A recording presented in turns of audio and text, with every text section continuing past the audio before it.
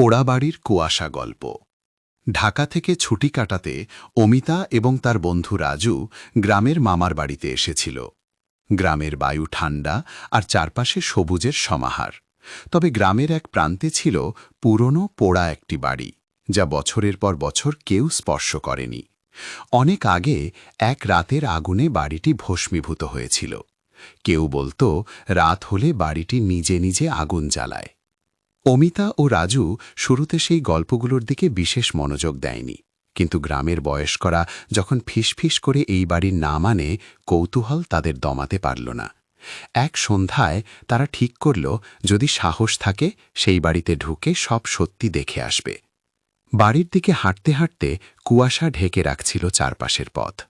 ঝোপঝাড়ের মধ্যে ছোট ছোট বাতাসের শব্দে মনে হচ্ছিল কেউ তাদের অনুসরণ করছে।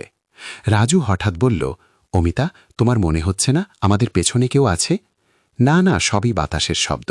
অমিতা নিজেকে ভরসা দিল, কিন্তু তার বুকের ধরা ধরা থেমে না। বাড়িতে পৌঁছে তারা ধীর গতি দিয়ে ভেতরে ঢুকল।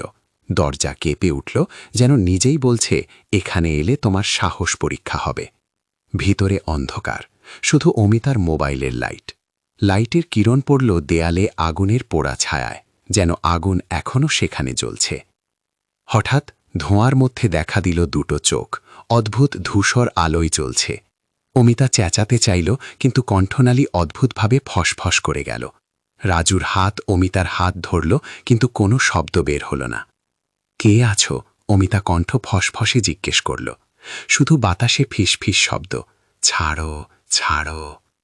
তাদের মোবাইলের লাইট পড়তেই তারা দেখল দেয়ালের ছায়াগুলো বেঁকে বেঁকে চলেছে, এবং হঠাৎ পুরনো দার্জিলিং ঘড়ির টিকটিক শোনা গেল।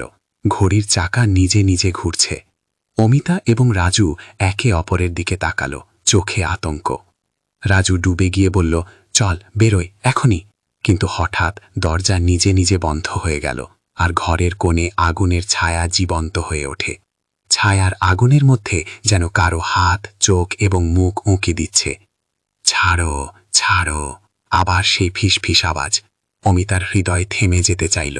রাজু চেষ্টা করল দরজা টানতে, কিন্তু দরজা যেন শক্ত হয়ে গেছে। পায়ের নিচে মাটি গলে যাওয়ার মতো অনুভূত হচ্ছে। তাদের মন ভেঙে যাচ্ছিল। তখনই অমিতা হঠাৎ একটা আলোর রশ্মি দেখল, একটি ছোট জানালার ফাঁক দিয়ে। দুজনে একসাথে দৌড়ে জানালার দিকে। এক মুহূর্তে মনে হলো ছায়াগুলো তাদের পিছু নিচ্ছে। আগুনের গরম, ফিসফিস শব্দ, সব মিলিয়ে আতঙ্কের এক মহাসংযোগ। শেষ পর্যন্ত তারা জানালার ফাঁক দিয়ে বাইরে বের হলো। গ্রামের কুয়াশা তাদের ঢেকে দিল এবং তারা দৌড়ে মামার বাড়ির দিকে পালালো।